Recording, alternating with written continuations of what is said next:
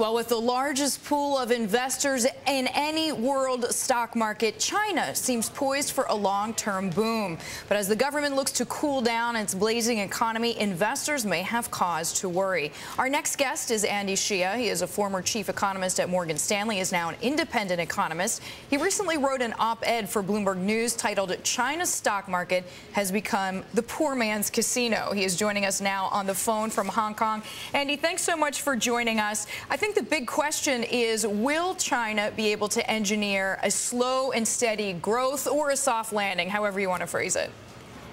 Yeah, I think it is still possible, but the government needs to do a couple of things. First is that they must maintain the tightening bias.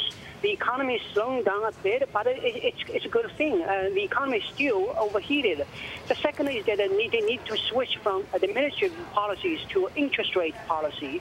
The property market is very big now. If you it can be cooled down slowly only by raising interest rates. The administrative policy just makes the market change dramatically, and that is a risk for hard landing. And Andy, I mean, we saw today the Shanghai comp actually was a bit of a bright spot, or a particular bright spot in the Asian session.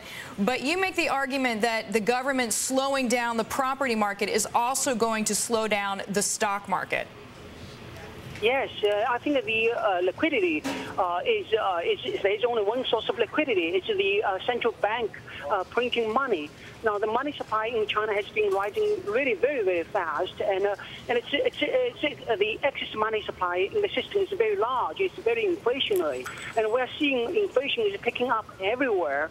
So they have to rein it in. That means that the stock market will come under headwind for a period of time to come. What about this assumption that rich people, investors, are simply going from the property market to the stock market and back? Is that a trend that's going to continue? I don't think. I think the rich people in China have decided that the stock market can go down a lot, but the property market cannot.